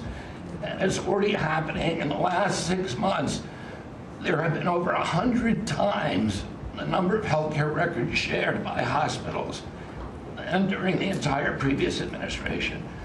On deregulation, HHS proudly is now leading the pack, and thank you for your help on that, Russ. But today we announced the revocation of the nursing home rule, which was overburdening rural areas across this country, Indian reservations, with regulations that were going to destroy the nursing home industry in those communities. And that is going to be a $25 billion savings. Those are some of the things that we're doing because of your leadership. President Trump, thank you so much, and Merry Christmas to you. Thank you, brother, very much. Great job. Well, Mr. President, you've assembled an incredibly talented group here. If you took a look at this group compared to any Fortune 500 leadership team, any group of startup folks, I mean, this is an amazing group in the breadth of what's being accomplished. And the timing couldn't be better because with your leadership and vision, you've set us up for this age of abundance as we head into next year, the 250th anniversary of this country. And what are we heading into that year? As we've talked around the table, you've heard about massively lower taxes, massively lower regulation, abundant energy, record capital investment coming in, job growth. I mean, we are set up to really have something to celebrate next year. And I just again want to say thank you to everybody around the table. You gave us one big assignment in Interior. Of course, Interior, the largest balance sheet in the world. In the Department of Interior, if it was a standalone company, 500 million acres of surface, 700 million acres of subsurface, over 3 billion of offshore from Guam to the Virgin Islands. And you said, we got to take care of that balance sheet, we got to develop those resources. And what have we done across that? Producing record amounts of oil, record amounts of gas. And again, we set out with a goal, energy diplomacy, sell energy to our friends and allies. We're exporting a record amount of energy to all of our friends and allies around the world. That's helping do that. And you're giving a gift to America as we head into this. You're giving us peace abroad, and you're giving us prosperity at home. That bodes so well for our country.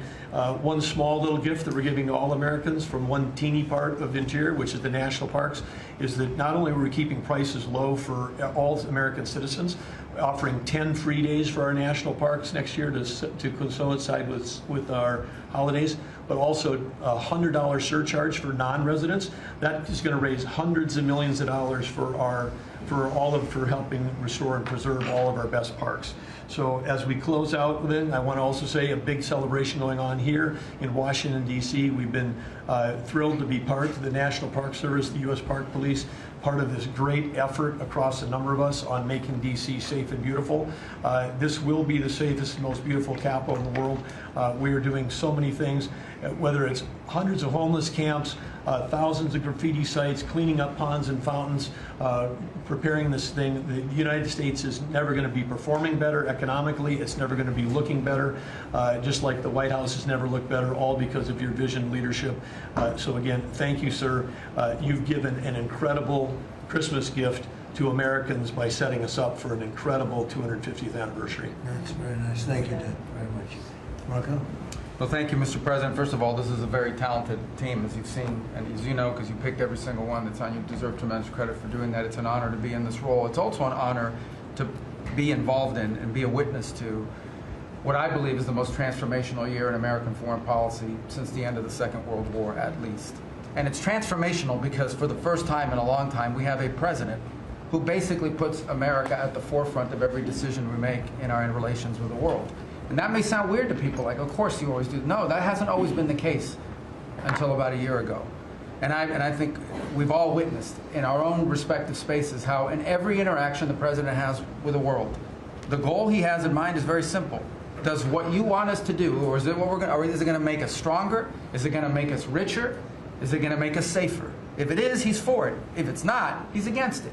If something's going to make America weaker or poorer or less safe, the president's going to be against it. And every single thing he has done in our foreign policy has been driven by the American people in mind. And I can go down the list. Why has he focused on mass migration? It's very simple, because no country is safe if you can just walk in without us knowing who you are into your country. We've seen the destruction that that's wreaking, not just in our own country, but the impact that it's having in Europe and in many other parts of the world. You talk about trade deals and the trade situation it's been involved in. people, all this reporting on it. It's very simple. The president views the last 40 years as an era of which American workers and American farmers have been ripped off. They've been ripped off, and what he's saying is we want to have trade with the world, but it has to be a trade in which American businesses and American workers and the products they make and what American farmers grow and produce has a fair shot to be sold around the world. On issue after issue, that's been the case. You talk about foreign aid reforms. This is not our money. This is taxpayer money. When the president has said is we're going to do foreign aid, but we're going to do foreign aid for countries that are aligned with the United States and in a way that doesn't waste the taxpayers' money. Mr. President, you deserve tremendous credit for that. Many of us, the Vice President, by the way, I want to acknowledge, has played an extraordinary role in our foreign policy, and he too has been a witness to all of this as it's been occurring, and he's been a big part of it as well. You talk about NATO. The president's not against NATO. He went to NATO and basically said, look, you guys, we're paying all the money, and he got them to do the 5% commitment, which everybody said was never going to happen, it was impossible. Everything this president does is driven by the American people. Whether you don't have to agree with the actual move, but understand the motivation. The motivation is always you, the American people, and what's good for you, for your family, for the country, and for our economy. But the president is also committed to peace in a way that all of us have seen. He achieved in Gaza, and he does it, by the way, not just because he hates war and he thinks wars are a waste of money and lives, but because he's the only leader in the world that can. No other leader in the world could have pulled off what happened in Gaza. And I can tell you, I can't get into the details. The Vice President knows what I'm talking about. That deal doesn't happen without the president's direct interaction with the leaders that were involved in this decision making. And everyone said that deal couldn't hold. And then the president shepherded through the United Nations of all places to get a global coalition of countries to line up behind the peace deal, behind the border peace. And it's still, every day is a challenge, but it's been driven personally by the president. It's the reason why we're involved in this whole Ukraine-Russia conflict. That's not our war. It's not the president's war. This war started, it never would have happened if you'd been president. But this war is going on, and the president is trying to end it, not because, listen, we got a million things to focus on in the world as a country, but he's the only leader in the world that can help end it.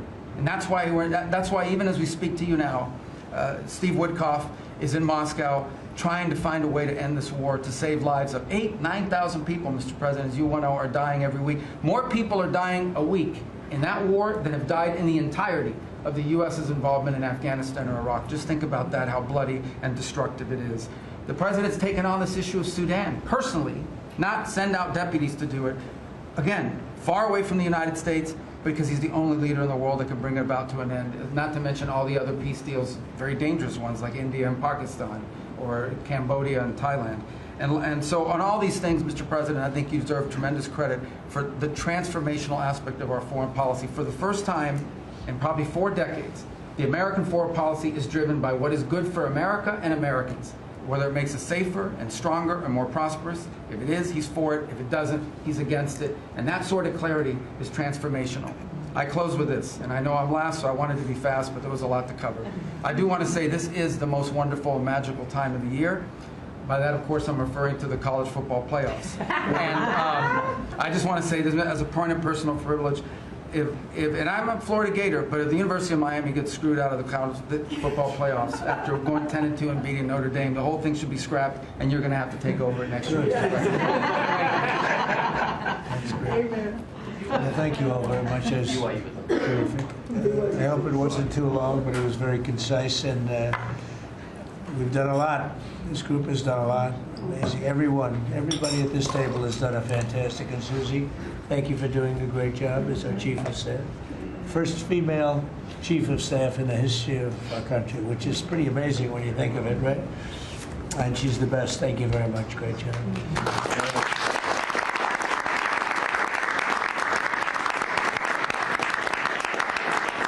So after that, do you want to ask any questions?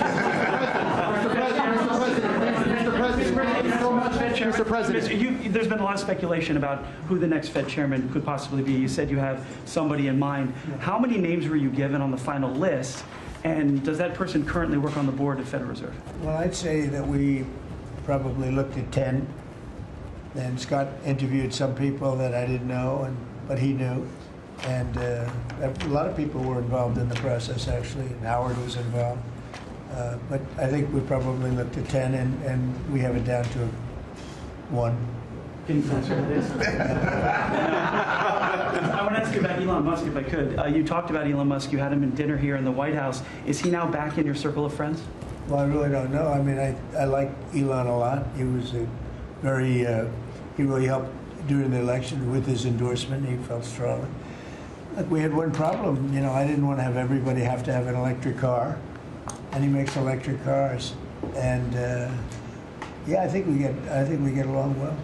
No, on affordability. Mr. President, thank you. Yeah, one more. Yeah, when you talk about affordability, is going forward, are the American people, do you believe, getting impatient with the reforms that you're making? They've talked about it's about. I think they're getting fake news from guys like you. Look, affordability is a hoax that was started by Democrats who caused the problem of pricing, and they didn't end it. When, look, they lost in a landslide. We won every swing state. We won the popular vote. We won everything. You take a look at districts, it was 2,750 to 525, because that was an affordability problem. We brought it down. Look at energy. Look at the gasoline price. It's like the simplest, and it's the biggest, because if energy comes down, everything comes down. That's the way it works. We're going to be at 250. You said 199 in some places of the country, right? You said it. I didn't say it. And they won't check you, they'll check me. So, you know, I'd like to use your number. 199 a gallon. Unthinkable if you go back a year and a half ago. It's unthinkable. So now we're bringing the prices down, way down. Beef is coming down now. We've done certain magic and beef is coming down. But we inherited horrible prices. We inherited really the worst inflation in history. We inherited that. When I came in, that's what he had. And we fixed inflation. And we fixed almost everything, if you want to know the truth, including 8 wars. We got 1 to go, but including 8 wars. But when they always say, I watched today where they have a race going on right now in Tennessee, and this woman goes, affordability, affordability. They're the ones that caused the problem. The prices were way high. We're bringing the prices down. But they're like scam artists. You know, they're I call them con men and women. They come out, they say affordability, like, oh, I see price. We're going to get prices down still further. But we brought them down from the prices they cost. The reason that they had the highest inflation in the history of our country is because they had the highest prices. But we brought them down, and now we have normal inflation. Yeah, please. Mr. President, thank you so much for taking questions with your assembled cabinet. I wanted to clarify something that you had said on Sunday regarding the boat strikes near Venezuela. You had said that you didn't know if the second strike on that one boat had happened, but you wouldn't have wanted it. Now that your administration has acknowledged that it happened, do you support that second strike? And Mr. Secretary, I wanted to clarify something you had said in an interview back in September, I believe on Fox News. You said that you had watched that strike live on television. In real time, did you know that there were survivors after the initial strike? Well, look, all I know is this. Every boat that you see get blown up, we save 25,000 on average lives, 25,000 lives. They've been sending enough of this horrible fentanyl and other things like cocaine and other things, but fentanyl right now is the leader of the pack, to kill our entire nation. Because a little speck on the head of a pin can kill somebody. It's very dangerous stuff. I know so many people where their sons were drug addicts. They had one little sample, and they died. They died. They couldn't believe it. As far as the attack is concerned, I still haven't gotten a lot of information because I rely on Pete. But to me, it was an attack. It wasn't 1 strike, 2 strikes, 3 strikes. Somebody asked me a question about the second strike. I didn't know about the second strike. I didn't know anything about people. I wasn't involved in it. I knew they took out a boat. But I would say this, they had a strike. I hear the gentleman that was in charge of that is extraordinary. He's an extraordinary person. I'll let Pete speak about him. But Pete was satisfied. Pete didn't know about second attack having to do with 2 people. I guess Pete would have to speak to it. I can say this, I want those boats taken out. And if we have to, we'll attack on land also, just like we attack on sea. And there's very little coming in by sea. I think we've knocked out over 90% of it. There's very little, and I understand that. There's very little. We're saving hundreds of thousands of lives with those pinpoint attacks. It's an amazing thing when you see a boat going along, and a lot of the press would like to say they're not. You see the boat, they're not maybe drugs. You see these boats. First of all, who has 5 engines on the back of a boat going in weird directions and loaded up with lots of white containers? They're bags of things.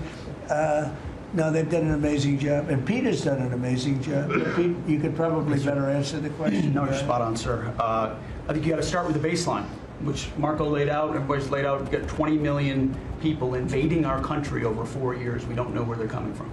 That includes Tren de Aragua and cartels and violent criminals. They bring drugs, and you mentioned it, Mr. President, poisoning, an intentional poisoning of the American people, killing hundreds of thousands of Americans.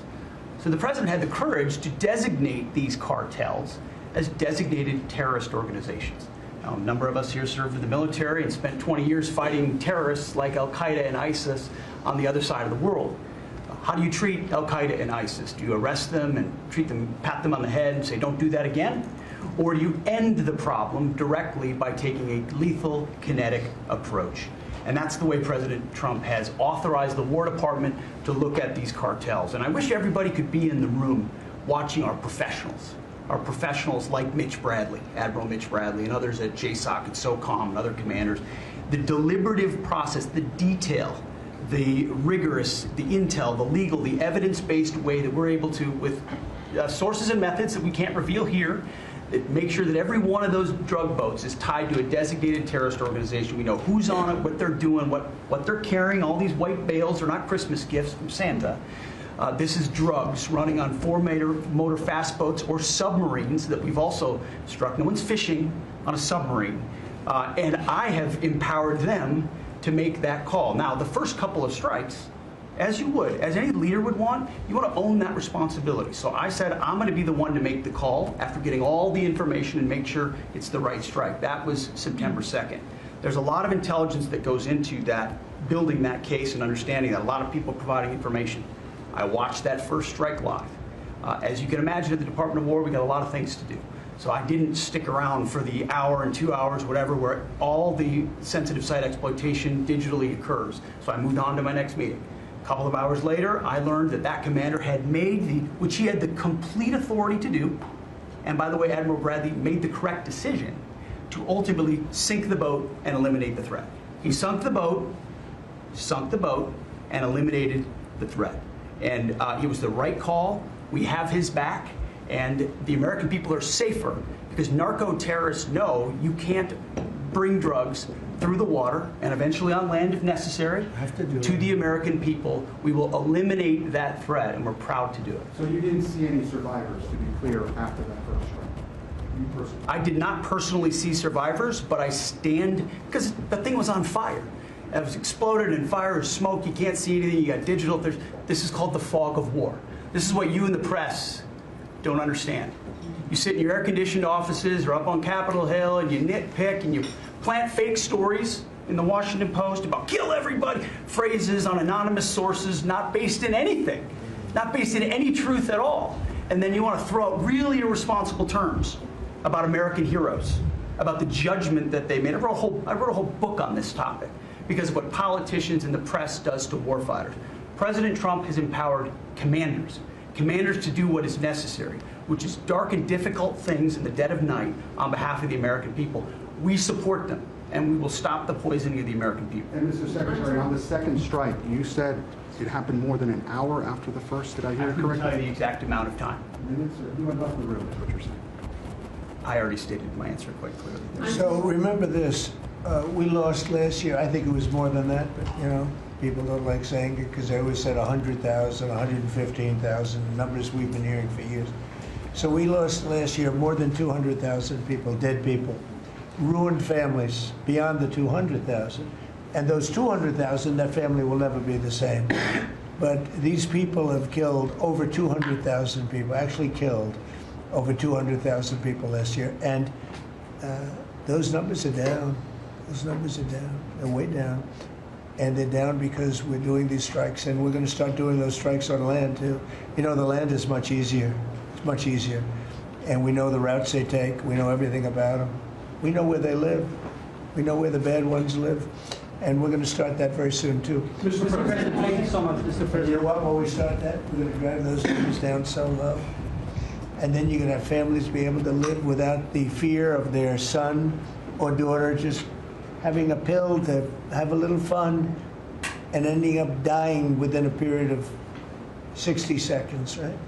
No, we're not going to let that happen. We're not going to let it continue to happen. What Biden did to this country by allowing all these people, and I call them animals in many cases, I think they're animals, to come into our country and destroy our country and let all those drugs pour in, let people just walk across the border like it was nothing. You look at them, a lot of them, you know, you say, oh, let's not discriminate. I'm not talking about color. I'm just talking about you look into the eyes of some of these people. We're smart. And you see a killer. Come on in. Just come on in. 11,888 murderers.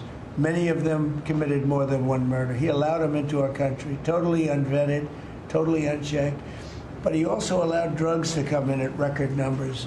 And hundreds of thousands of people a year died. And we're taking those son of a bitches out, yeah.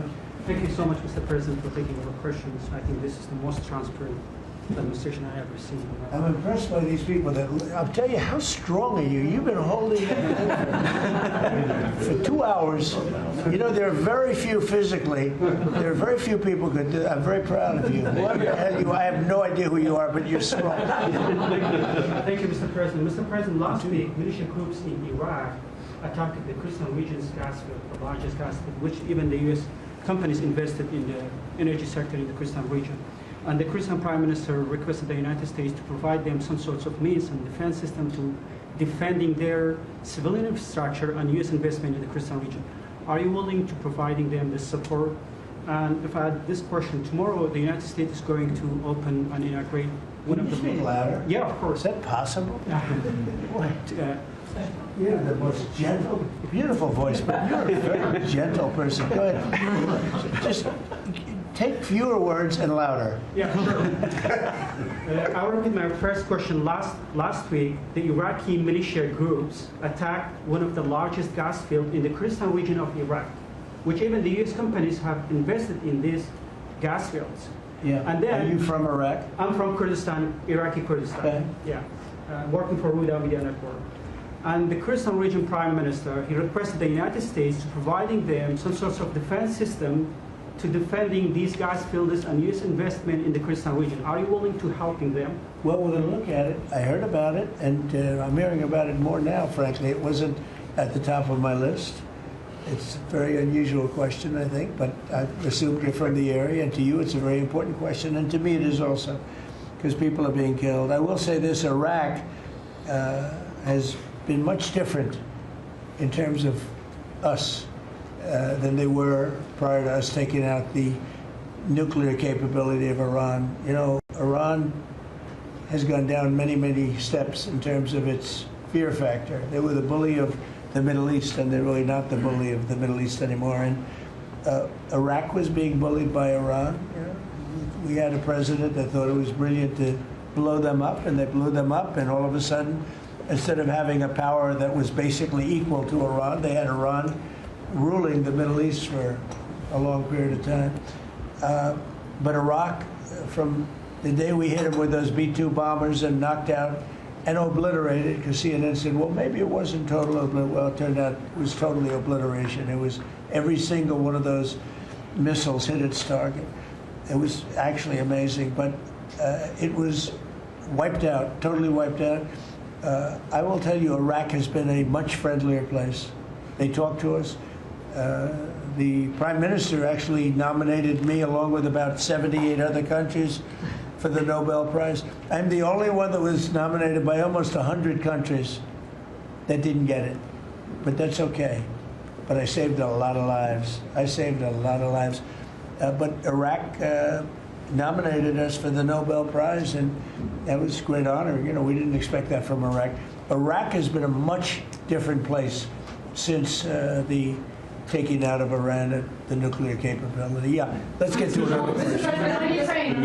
Here we go. This guy's a beauty. Go ahead. Secretary Rubio mentioned your meetings ongoing in Russia today. Do you have any update from Mr. Witkoff and Mr. Kushner? Kushner? No, on that, or no, when are you because I've looking been to get out spending of too it? much time with you. I mean, we're spending a lot of time in here. We wanted to do this you talk about being open and transparent. This has to be the most transparent administration in history. We spent a lot of time answering your questions and giving you a lot of good, good results. I mean, I think everybody here gave you good results. But no, I don't. I will have after I leave here. Or do you hope for a breakthrough, or is it not I quite don't at know. that stage? I don't know. Look, I don't know. All I can tell you is that we're trying very hard to save 25 to 30,000 people, mostly men, mostly soldiers, every month. 25,000 to 30,000 soldiers. It's impossible. That's half a stadium. Take a big football stadium. Take half of those people in a stadium, and they're wiped out. They're killed every month. It's crazy. That war is crazy. That would have never happened with me, and it didn't happen for 4 years. And you just mentioned potential land strikes. Can you elaborate anything on that? Are you talking Yeah, about I'll elaborate. If they come in through a certain country or any country, or if we think they're building mills for whether it's fentanyl or cocaine. I hear Colombia, the country of Colombia, is making cocaine. They have cocaine manufacturing plants, okay? And then they sell us their cocaine. We appreciate that very much. But yeah, anybody that's doing that and selling it into our country is subject to attack. So not necessarily just Venezuela. No, not just Venezuela, no. Venezuela's been very bad. Venezuela's been really bad in something else, probably worse than most, but a lot of other people do it too. They would send murderers into our country. They would empty their jails into our country. They sent people into our country that we don't want. They sent their drug dealers and their drug people into our country. They sent people from their mental institutions into our country, and we're getting them out. That was bad. That was real bad. And they also sent drugs. Yeah. On Tim Walz, Mr. President, do you think he should resign over the fraud scandal in his state? And who should? Tim Walz, over the fraud scandal in his state. Look, I think the man's a grossly incompetent man. I thought that from the day I watched J.D. destroy him and the day I was saying, who was more incompetent, that man or my man? I had a man and he had a man. They were both incompetent, and I had a man and a woman. I thought she was very incompetent too, but now she's leading the field, and I think she's leading the field for the nomination.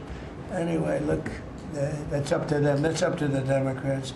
You know, the problem with them is they have really bad policy. And I'm not going to say what it is because I don't want them to change it necessarily.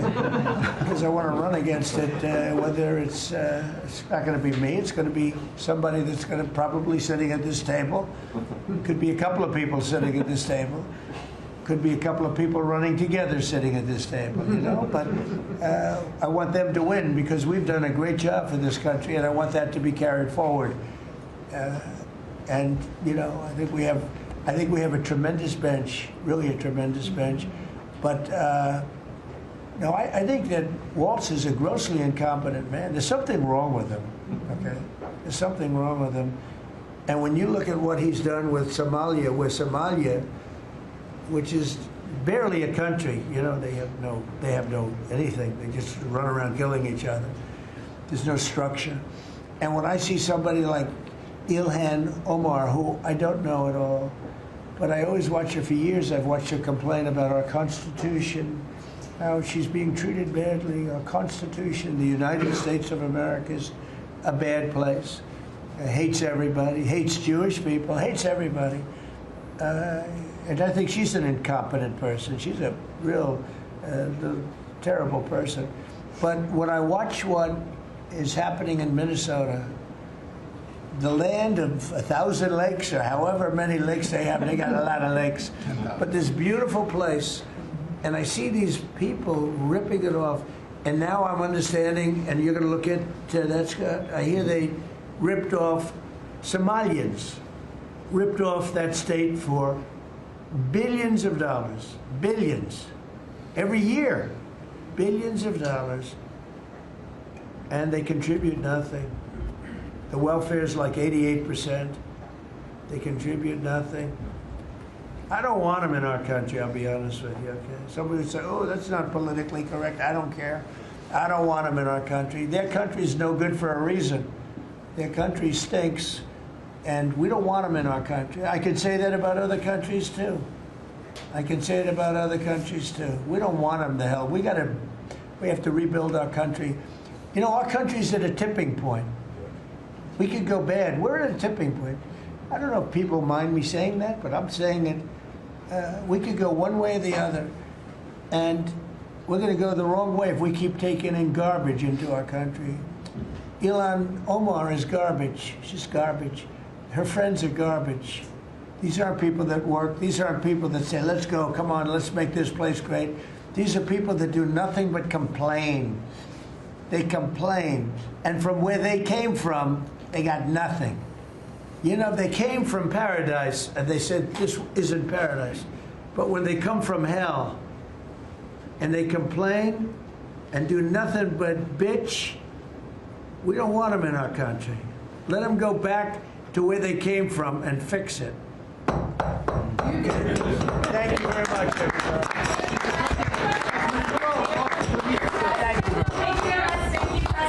Mr. President, has Maduro offered to leave? Yes. Come this way. Come. Thank you, Press. Thanks, guys. Thank you. Thank you, Press.